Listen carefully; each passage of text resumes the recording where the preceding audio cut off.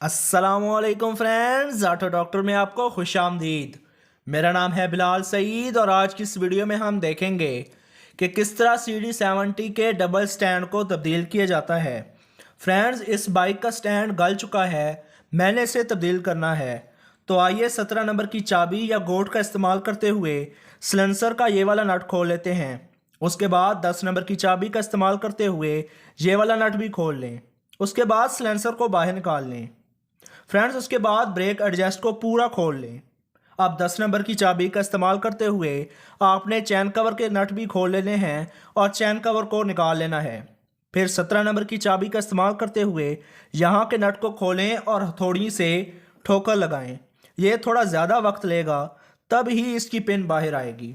थोड़ा ज़ोर लगाने के बाद ये पिन बाहर आ जाती है, जिसके साथ ब्रेक वाला पैडल भी अलहदा हो जाता है। फ्रेंड्स, ये देखें, ये मुकम्मल तौर पर गल चुका है और टेढ़ा भी हो चुका है। मैं इसके लिए नया स्टैंड लाया हूँ जो नए मॉडल का है, जिस पर इस तरह का सरिया पहले से ही वेल्ड होता है। फ्रेंड्स, एक बात को याद रखें कि स्टैंड वाली पिन में पुराने और नए मॉडल में फ़र्क आया है। पुराना मॉडल जो कि शुरू से 2013 तक आया है, उसमें इस तरह की पिन लगती है, जबकि उसके बाद जितने भी मॉडल आए हैं उनकी पिन थोड़ी सी अलहदा है, उसकी मोटाई ज़्यादा है।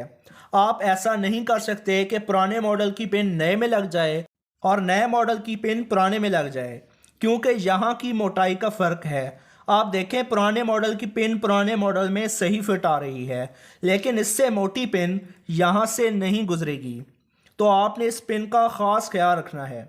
तो आइए फ्रेंड्स, मैं इसे फिट करता हूँ। मैंने पिन के पाइप को इसके होल में से गुजार दिया है। ये इंतहाई आसान है, आप इसे हथौड़ी से भी कर सकते हैं। आपने इसे फिट करने से पहले इसकी पिन पर ग्रीस लाजमी लगानी है। अगर आप ग्रीस नहीं लगाएंगे तो स्टैंड जाम हो सकता है। तो आइए अब स्टैंड को फिट करते हैं। स्टैंड को इस तरह रखना है। उसके बाद पिन को गुजार कर 17 नंबर के नट को पूरे तरीके से टाइट कर देना है। फ्रेंड्स, इस पिन पर स्टैंड की पतरी फिट होती है। आपने स्टैंड की पतरी को दूसरी तरफ से इस तरह से फिट करना है। इस तरह ये लॉक हो जाती है। तो आइए मैं इसे फिट कर देता हूँ। यहाँ पर ये लॉक हो जाएगी। उसके बाद बारी आती है इसके स्प्रिंग को लगाने की।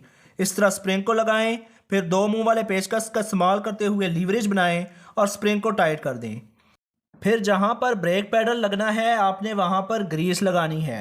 ग्रीस लगाने के बाद आपने इसकी पिन को लगाना है और उसके बाद इसके स्प्रिंग को भी लगा देना है। उसके बाद आपने ब्रेक स्विच का स्प्रिंग भी फिट कर देना है। हमारी ब्रेक फिट हो चुकी है। अब बारी है सिलेंसर को फिट करने की। सिलेंसर को अपनी जगह पर बिठाने के बाद आपने 17 नंबर का नट वापस लगा देना है और उसे पूरे तरीके से टाइट कर देना है। फ्रेंड्स, आपने इसे लूज़ नहीं छोड़ना। अब 10 नंबर की चाबी का इस्तेमाल करते हुए ये वाले नट पूरे तरीके से टाइट कर दें। उसके बाद बारी आती है चैन कवर को वापस लगाने की। फ्रेंड्स, चैन कवर को इस तरह लगाएं और 10 नंबर की चाबी का इस्तेमाल करते हुए आपने इनके नट को टाइट कर देना है। फ्रेंड्स, अब बात करते हैं इसकी प्राइस की। ओरिजिनल स्टैंड की प्राइस तकरीबन 600 से 700 के दरमियान है, जबकि इसकी पिन की प्राइस 200 से 300 के दरमियान है। फ्रेंड्स, आप चाहें तो इसका स्टैंड लोकल भी लगा सकते हैं, लेकिन ओरिजिनल स्टैंड सबसे बेस्ट है।